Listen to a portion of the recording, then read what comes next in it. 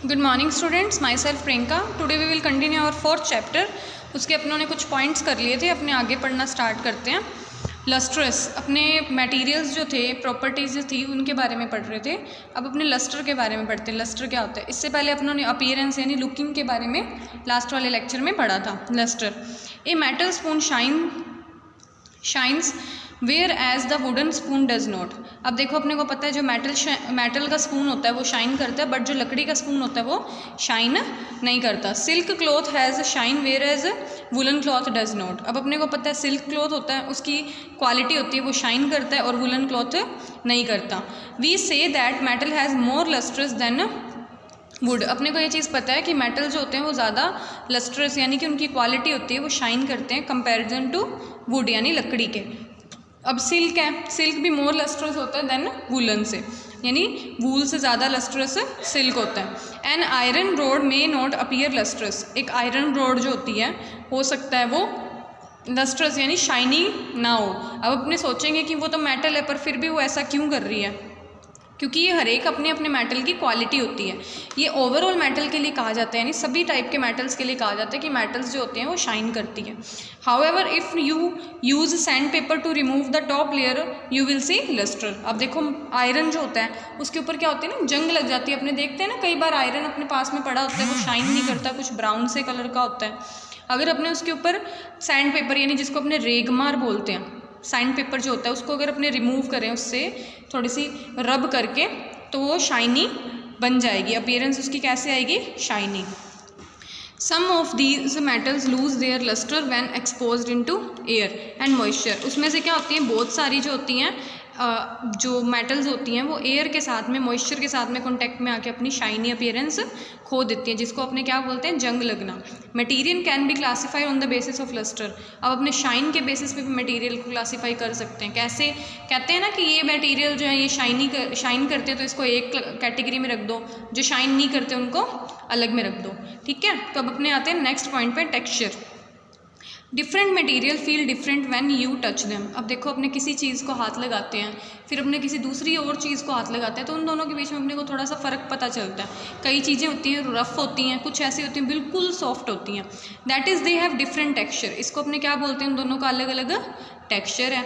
For example है material, a metal is hard and smooth whereas wool is soft and rough. अब देखो, वूल कई बार क्या होता है, कई वूल तो बहुत ज़्यादा सॉफ्ट होती है, कई थोड़ी सी रफ होती है। जैसे अपने वो जो सर्दियों में कई बार घर पे बुने हुए स्वेटर वगैरह पहनते हैं, कई बार वो रफ लगते हैं ना अपने को।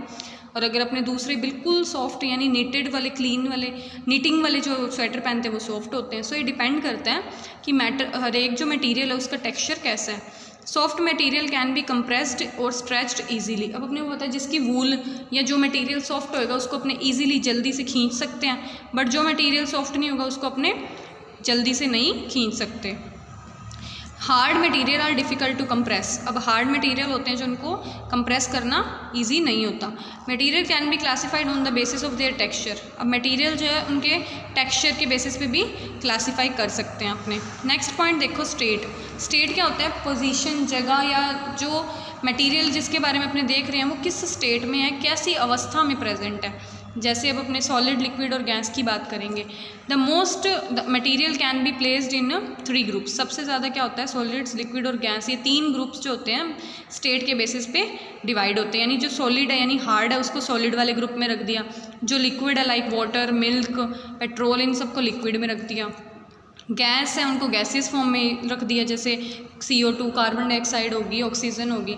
ठीक है, तो इनकी अलग अलग एबिलिटी, अलग अलग चीज़ें। अब जैसे ये एक्टिविटी टेबल दे रखी है, इसके अंदर देखो, अब इनको चीज़ों को अलग अलग करना है। कॉइन है तो अपने को पता है ये सॉलिड है, बुक है ये भी सॉलिड है, ऑक्सीजन है ये गैस है, पेट्रोल है लिक्विड है, स्टोन भी सॉलिड है, वाटर है इसको अपने लिक्विड कह सकते हैं, हाइड्रोजन भी गैस है, ऑरेंज जूस भी लिक्विड है, वाटर वेपर गैसेस फॉर्म में है। ठीक है, तो ये चीज़ें कैसे होती हैं?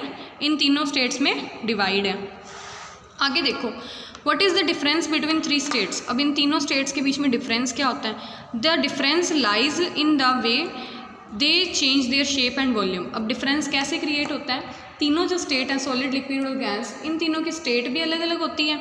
ठीक है, और शेप और वॉल्यूम भी अलग अलग होती है। Solid do not easily change their shape और volume.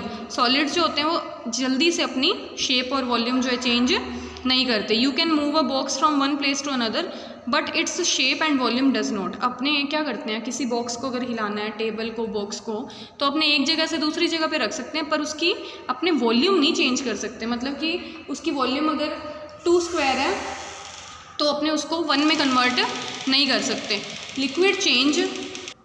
Liquid change shape but not volume. अब लिक्विड्स जो होते हैं उनके बारे में बात करते हैं। लिक्विड अपनी शेप चेंज कर लेते हैं बट वॉल्यूम नहीं चेंज करते। कैसे? जैसे अपने को पानी भरना है तो एक जग में पानी है, उसको अपने गिलास में भी ट्रांसफ़र कर सकते हैं, ठीक है। मतलब एक जग का पानी है, उसको अपने गिलासेस में अलग अलग ट्रांसफ़र कर सकते हैं, तो वो शेप चेंज हो सकती है उसकी बट वॉल्यूम उतनी ही रहती है। Pouring milk from jug into tumble cases, milk take the shape of tumbler.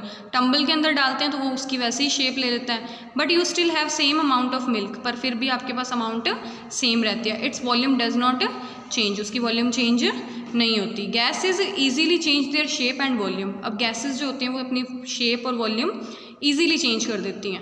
If you pump air into football, अगर आप एयर के अंदर डालते हैं, फुटबॉल के अंदर एयर को डालते हैं तो ये क्या करती है, फुटबॉल अपनी शेप भी ले लेती है और हवा भी भर जाती है उसमें।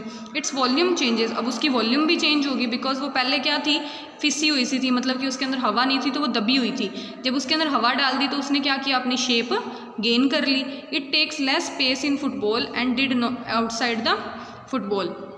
ये बिल्कुल जो वॉल्यूम होती है गैसेस वो थोड़ी सी जगह कवर करती है तो उसमें बहुत सारी हवा भर जाती है, ठीक है। तो आगे देखो अरेंजमेंट ऑफ मॉलिक्यूल्स। अब मॉलिक्यूल्स जो होते हैं अरेंज कैसे होते हैं, यानी कि वो कैसे सिचुएटेड होते हैं, कैसे अरेंज होते हैं। All molecules of a substance attract each other. सभी मॉलिक्यूल्स जो है सब्सटेंस के एक दूसरे को आपस में अट्रैक्ट करते हैं। The 3 state of matter have different properties because of difference in arrangement of molecule. अभी मैंने तुम्हें बताया सॉलिड, लिक्विड और गैसेस तीनों के बारे में अपने पढ़ रहे हैं, तो तीनों की अलग अलग प्रॉपर्टी है, तीनों की अलग अलग अरेंजमेंट है। अब देखो क्या होता है, सॉलिड के मॉलिक्यूल्स जो होते हैं they are very tightly packed, वो बिल्कुल बिल्कुल क्लोज होते हैं, जैसे इस डायग्राम में दिख रहा है, ठीक है। As they very close they attract each other by strongly. अपने आप को एक दूसरे को ऐसे स्ट्रांगली एक दूसरे को पकड़ लेते हैं, ठीक है।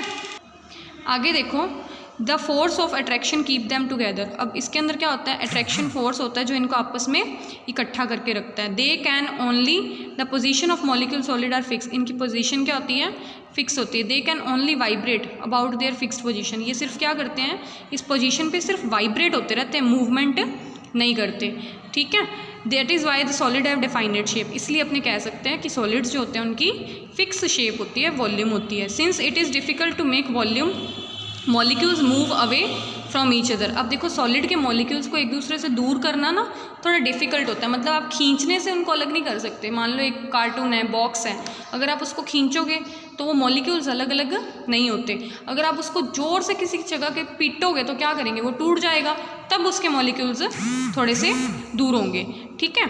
इन लिक्विड्स, अब लिक्विड्स में क्या होता है, the molecules are less tightly packed. अब लिक्विड्स का एग्जांपल देखो, इनके मॉलिक्यूल्स थोड़े दूर दूर होते हैं। Since the molecule of further away from each other in solids, ठीक है, सॉलिड्स के कंपैरिजन थोड़े दूर दूर होते हैं। They know not attract so strongly. अब देखो डायग्राम में ही पता चल रहा है कि बहुत ज़्यादा जैसे सॉलिड में अट्रैक्ट होते हैं एक दूसरे से, वैसे लिक्विड में नहीं होते हैं, यानी कि थोड़े दूर दूर होते हैं, ठीक है। The position of the molecule in liquid are not fixed. The molecule can move around within the liquid. जो मॉलिक्यूल होते हैं वो एक दूसरे से दूर दूर मूव करते हैं। The liquid are not rigid, do not have defined shape. अब मैंने आपको वाटर का एग्जांपल बताया, मिल्क का बताया, तो उससे पता चलता है कि लिक्विड्स जो होते हैं वो अपनी शेप चेंज कर लेते हैं बट वॉल्यूम वैसी की वैसी रहती है। गैसेज में देखो, in gases the molecule are so far apart of them there are hardly any attraction between them. अब देखो यहाँ पे गैसेज मॉलिक्यूल का डायग्राम है, कितनी दूर दूर ये मॉलिक्यूल्स प्रेजेंट होते हैं। एक्चुअल में क्या होता है, इन मॉलिक्यूल्स के बीच में ना एनर्जी होती है जो ये, जिसकी वजह से एक दूसरे की तरफ ये भागते रहते हैं, ठीक है, मूवमेंट करते रहते हैं। They are attraction between them, there any hardly any attraction between, बहुत कम अट्रैक्शन होती है। Therefore they move around independent of each other, इसलिए वो एक दूसरे से दूर दूर भागते रहते हैं। Hence a gas has not fixed shape और वॉल्यूम, इसलिए गैस की कोई भी फिक्स शेप और वॉल्यूम नहीं होती। The molecule move around the full space available to them. अब ये क्या करते हैं, दूर दूर भागते रहते हैं इनके molecules. That is why gas fills up space available to it. इसलिए जितना स्पेस गैस को मिलता है उतने में ये कंप्लीट अपना कवर कर लेती हैं, ठीक है। तो गैसेस के मॉलिक्यूल्स क्या करते हैं, मूवमेंट करते हैं, दूर दूर भागते हैं। आगे वाले लेक्चर में अपने क्या करेंगे, सॉल्युबिलिटी के बारे में पढ़ेंगे, तब तक आप साथ साथ पढ़ते रहें।